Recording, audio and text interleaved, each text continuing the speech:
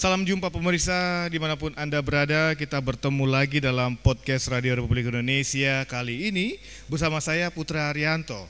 Dan juga ada Bapak berdua di samping kiri saya yang akan menemani atau membahas tentang momok malaria di Manokwari ataupun di Papua ini. Seperti apa? Dan kita kenalan dulu dengan Bapak yang di tengah saya ini. Dengan Bapak siapa, Pak? Nama saya Rahimi. Oh, Pak Rahimi. Kesehariannya di kantor? Saya kepala seksi penyakit menular di P2 Dinas Kesehatan Kabupaten Manokwari. Baik. Ya.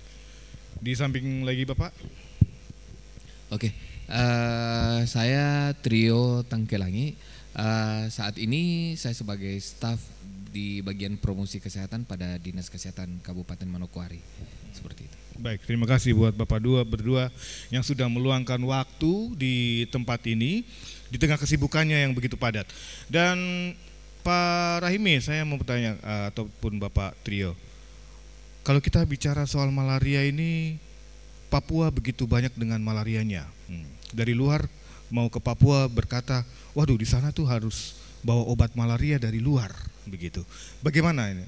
Apakah momok seperti itu mesti kita ikuti atau kita cegah secara bagaimana gitu, Pak? Iya, sebenarnya momok itu bagusnya ada, positifnya ada, negatifnya ada.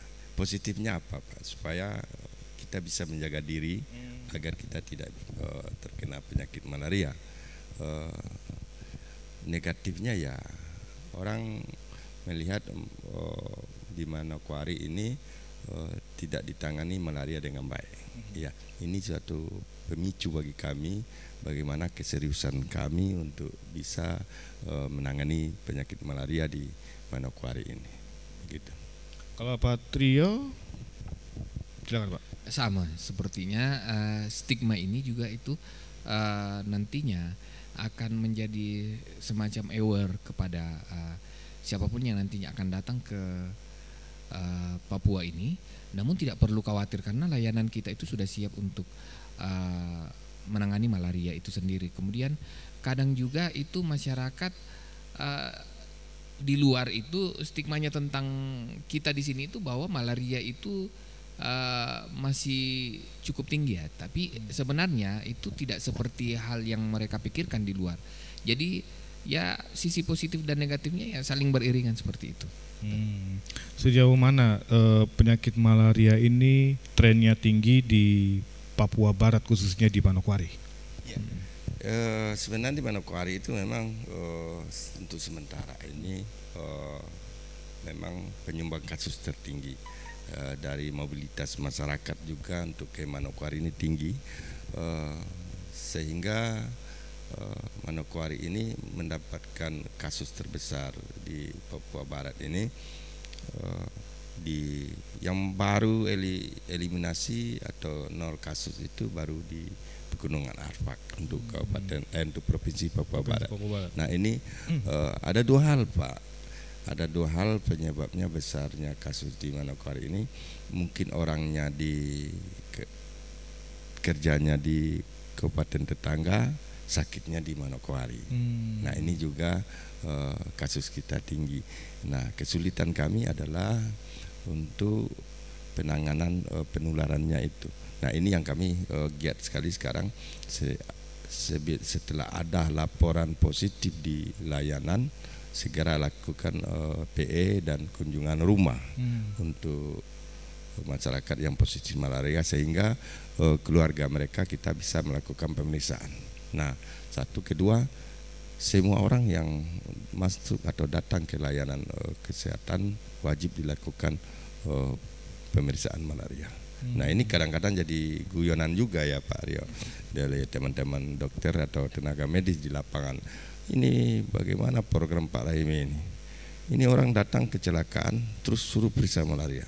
Nah begitu pentingnya kita untuk mengetahui status malaria masyarakat di Manokwari ini. Dari Pak Trio ada tambahan Pak? Begini ya, kenapa kasus kita juga di Manokwari itu tinggi? Karena jumlah penduduknya kita juga tinggi, kayak gitu. pada tahun 2019 kalau saya tidak salah itu secara masif itu dilakukan pemeriksaan besar-besaran di Manokwari, mulai dari Sidey sebagai wilayah kita terjauh sampai di Manokwari itu. Pada saat itu secara data itu kita kasus kesakitannya kita itu tinggi, tiba-tiba naik sekian persen dari tahun sebelumnya karena dilakukan secara masif. Nah kalau kita menunggu secara perlayanan ya ibaratnya nanti sakit baru kita temukan dari itu sebenarnya kita tidak beda jauh dengan secara persentase ya. Secara persentase kita tidak beda jauh dari kabupaten tetangga, bahkan kita itu di bawah mereka sebenarnya. Tetapi kalau jumlah per case itu kita sangat jauh di atas mereka. Itu seperti Ada berapa temuan kasus untuk Manokwari ini sepanjang awal 2024 ke bulan Juni ini? Untuk 2024 ini sampai bulan ini kita punya kasus di Manokwari sudah 1.463 ya. Dengan beberapa macam jenis malarianya.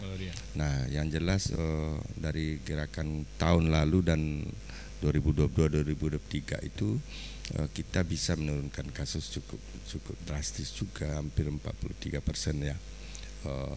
Kasus malaria di Manokwari kita bisa turunkan. Betul juga kata Pak Trio tadi, bagaimana kasus tidak tercatat tinggi. Karena sebenarnya selama ini kita salah dalam penanganan penyakit menular ini adalah menunggu bola, Pak. Kita melaporkan yang sakit, tidak kita mendeteksi sedini mungkin potensial orang untuk sakit. Nah ini yang sekarang kita lakukan, melakukan pemeriksaan masif, ya, screening masif. Sebelum dia sakit kita sudah tahu statusnya. Nah inilah kasus kita yang selama ini yang Bapak sering bilang karena capek-capek saja tidak anggap itu malaria sehingga tidak memeriksakan diri, akhirnya status dia tidak tercatat sebagai penderita malaria. Nah ini yang kita lakukan, termasuk kader. Semua kampung ada kadernya. Mereka wajib setiap bulan itu minimal 50 orang dia lakukan pemeriksaan malaria. Ya, dulu yang dilaporkan yang sakit saja, Pak. Tetapi sekarang yang diperiksa dilapor. Sekian yang diperiksa, sekian yang sakit, sehingga kita bisa mempresentasikan tingkat penularannya pada masyarakat. Gitu, Pak.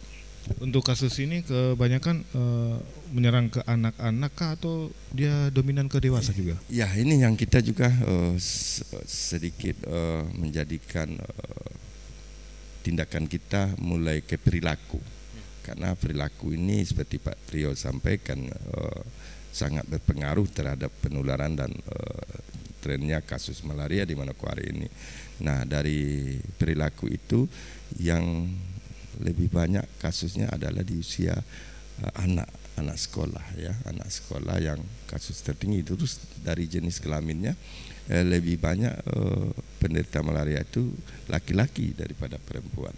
Nah ini setelah kita pelajari, memang perilaku itu sangat menentukan untuk malaria ini, karena dari gigitan nyamuk malaria itu mulai dari jam 6 sore sampai jam 6 pagi.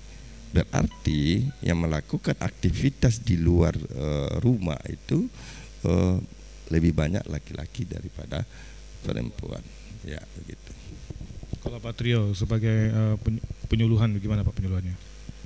Ya, kadang juga ini menjadi bagian yang sangat menarik ya. Apabila kita melihat sebuah data itu kita tarik menjadi sebuah bagaimana kita intervensinya ke arah sana. Memang untuk mengubah perilaku seperti yang dikatakan oleh Pak Rahimi tadi itu memang sangat susah sebenarnya, sangat-sangat susah. Nah oleh karenanya itu saya pikir hal ini mengapa paling banyak terjadi pada anak laki-laki usia sekolah, karena di saat itu perilaku mereka untuk misalnya nongkrong seperti itu, kebiasaan mereka untuk nongkrong bertemu teman-temannya kemudian bercengkrama tanpa mereka sadari apabila aktivitas bermain game anak-anak saat ini itu mereka secara berkelompok kemudian tanpa hal itu tidak sadar bahwa itu sudah sampai di sekian jam dan itu aktivitas dilakukan di luar rumah seperti itu. Kemudian juga bahwa kita daerah tropis ini, di daerah tropis itu kita cuaca agak panas sehingga kadang kita lupa untuk memakai baju sehingga mempercepat dari gigitan nyamuk itu untuk bagaimana padahal baju itu, penggunaan baju lengan panjang seharusnya itu yang kita gunakan itu guna bagian preventif daripada mencegah gigitan dari nyamuk malaria itu sendiri. Namun itulah bahwa pentingnya kesadaran kemudian perilaku juga yang ada di masyarakat tanpa dilihat dari segi gender dan umur itu harus sedini mungkin itu kita harus terapkan di mulai dari anak sekolah sampai pada kita di orang sebagai orang dewasa dan orang tua, bagaimana supaya menjadi bagian contoh untuk diri, minimal untuk diri kita masing-masing pribadi dalam hal pencegahan malaria ini. Itu aja. Berarti peran serta dari orang tua ataupun kiri kanan, tetangga kiri kanan itu sangat penting juga. Sangat penting. Terkait dengan eliminasi tahun berapa Pak tadi untuk 2027 kita target kita sudah eliminasi malaria. Kenapa 2027? Kenapa tidak 2026, 2030 gitu? Ya, untuk menentukan 2027-nya itu kan berdasarkan kasus. Tren kasus itu bisa diturunkan dengan tingginya kasus. Diharapkan 2027 itu sudah nol penularan. Ini masih tinggi atau rendah? Dianggap kita masih tinggi. Masih tinggi. Ya. Karena api kita masih lebih dari 5. Ya, harusnya terakhir kita punya api itu sudah masih 14,berapa% angka penularan. Nah, itu kalau kita eliminasikan apinya di bawah 1 ya per 1000 penduduk. Nah, jadi kali-kaliannya begitu sehingga diharapkan 2027 itu kita sudah bisa eliminasi. Tetapi itu kembali lagi kepada kita semua, masyarakat semua, apakah kita betul-betul mau yang mana malaria ini sebagai beban ekonomi, beban semua ya kita hilangkan di daerah kita ini. Ada pertanyaan penting. Malaria ini bisa dihilangkan atau dia bisa cuma hanya mengurangi rasa sakit saja? Nanti besok-besok dia akan hilang ataupun akan kembali lagi kena malaria gitu. Relap.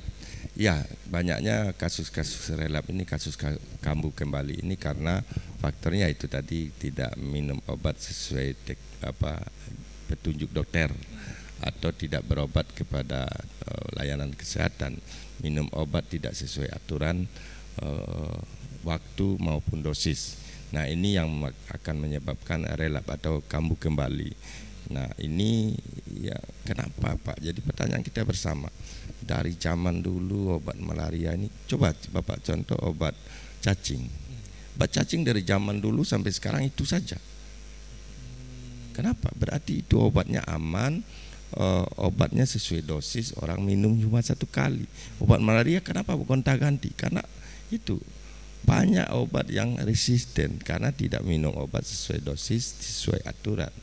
Yang salah satu contoh penyakit yang penyakit malarianya tropika itu minum obat primaquinnya cukup mungkin 1 hari. Tapi kalau dia tersiana dia harus minum obat 14 hari. Nah, kebanyakan masyarakat kita, enggak usah masyarakat kita pribadi aja kadang-kadang udah enakan, udah berhenti minum obat sehingga parasit itu betul-betul tidak bersih dalam tubuh kita. Nah, suatu waktu nyamuk gigit lagi ya akan menularkan lagi gitu. Efisiennya berapa hari total untuk menghilangkan parasit malaria itu? Karena semisalkan kita minum obat malaria dan 3 hari atau 4 hari kita sudah sembuh agak baikan dari malaria dan kita tidak melanjutkan obat itu lagi karena kita punya rasa takut untuk mengkonsumsi obat itu, misalkan berpengaruh pada ginjal atau organ-organ lainnya jika kita teruskan seperti itu Pak. Ya, kalau untuk minum obat itu kan sudah jelas. Kalau untuk obat terapeknya kan 3 hari sesuai dosis dan sesuai berat badan. Tapi yang obat primaquinnya ini yang ada yang harus diminum 14 hari. Ya, sebenarnya itu sudah terukur, sudah terkendali, pasti aman. Nah, supaya bersih betul, makanya ada pengendalian atau pengontrolan minum obat, pengawasan minum obat. Nah, setelah 7 hari darahnya diambil lagi, parasitnya dihitung, bahkan sampai 21 hari. Ya, itu harus dikontrol terus supaya betul-betul bersih. Kita nggak mungkin Pak ya membunuh semua nyamuk yang ada di atas di daerah kita, itu nggak akan mungkin. Tetapi kita bisa menghilangkan parasit penyebab malaria ini baik di nyamuk maupun di diri kita. Nyamuk itu sebenarnya tidak sama ya. Kalau umpamanya nyamuk demam berdarah, ya dia tanpa menggigit orang dia ada virus demam berdarah. Tetapi kalau nyamuk malaria, dia pasti menggigit orang malaria dulu, baru dia bisa menularkan. Nah, harus di orangnya ini dihabiskan parasit malaria. Tidak ada parasit malaria di dalam tubuh orang di daerah kita. Nyamuknya biar gigit tidak akan menularkan. Nah, itu bedanya Pak. Bedanya nyamuk malaria dengan nyamuk demam berdarah. Ya. Dari pihak Pak Trio, sebagai penyuluhan ini sudah sejauh mana untuk tadi obat-obatan maupun pemeriksaan secara rutin kepada masyarakat sekitar gitu? Ini ya menarik memang terkait malaria ini sangat-sangat komplit dalam hal tersebut. Saya ini dulu bahwa terkadang masyarakat kita itu sebenarnya sudah tahu bagaimana caranya untuk ini. Cuma kesadaran diri mereka sendiri itu untuk menerapkan sesuai dengan anjuran-anjuran yang lainnya itu yang kadang lalai seperti itu. Nah, oleh karena itu dalam hal bagaimana edukasi atau pemberian informasi kepada masyarakat, layanan-layanan contohnya seperti ini juga merupakan salah satu layanan dari RRI bagaimana memfasilitasi kami, dan ini merupakan salah satu hal yang sangat positif bagi tujuan dari Pak Rahimi dan CS teman-temannya ini guna malaria 2027 ya, lewat wadah yang seperti ini itu pemberian edukasi kepada masyarakat, kemudian juga ke sekolah-sekolah seperti tadi bahwa anak-anak yang khususnya yang rentan itu adalah yang usia sekolah, usia remaja seperti itu, sehingga kita masuk di lingkungan sekolah, kemudian juga ke masyarakat, kemudian kader-kader yang ada di wilayah-wilayah kita di Kabupaten Manokwari itu terus kita tingkatkan dari segi kemampuan mereka dalam hal yang pertamanya itu adalah bagaimana kader ini menjadi pionir kita yang ada di lapangan, karena yang paling dekat dengan masyarakat itu adalah kader, sehingga kader ini secara simultan itu selalu diberikan edukasi pelatihan oleh Dinas Kesehatan Kabupaten Manokwari bersama dengan stakeholder lainnya, pemberdayaan masyarakat kampung, kemudian juga dari UNICEF atau badan NGO lainnya, di mana itu menjadi salah satu daripada transfer knowledge kepada mereka, sehingga keberadaan kader yang ada di kampung itu dihargai nantinya. Jadi mereka adalah perpanjangan tangan kita, perpanjangan di mana sumber data kita yang paling valid itu adalah sebenarnya di kader, dan yang paling tahu wilayah setempat itu adalah kader itu sendiri yang ada di situ. Dan memiliki peran pentingnya itu kader. Sangat penting. Itu keberadaan kader itu sangat penting. Terima kasih Pak Trio. Kita punya waktu terbatas sekali dan untuk mengakhiri podcast hari ini, saya minta dari Bapak berdua untuk masing-masing memberikan closing statement. Ya, dari Bapak sendiri. Sebelum closing statement saya akan nambahkan sedikit bahwa sangat penting kita menjaga lingkungan. Ya, bagaimana masyarakat tidak ada lagi genangan air di sekitarnya, bisa menutup genangan-genangan air yang ada di lingkungan, apalagi di musim hujan. Jangan ada lagi ternak yang berkeliaran, karena bekas jejak ternak yang ada air itu pun menjadi tempat kembang biaknya nyamuk. Jadi kita harapkan masyarakat bisa mengintervensi lingkungannya, menggunakan kelambu, memeriksakan diri dengan baik, sehingga kita bisa terhindar dari penyakit malaria. Mungkin itu saja. Dari Pak Trio, Pak. Yang paling penting gini, Pak, apabila sakit itu ke tempat yang tepat, misalnya ke layanan, kemudian tegakkan diagnosa, Kemudian ingat bahwa malaria ini bukan hanya self diagnostic. Artinya kemampuan kita untuk meraba-raba bahwa saya ini malaria, tidak bisa, karena malaria itu ditegakkan melalui hasil pemeriksaan secara laboratorium.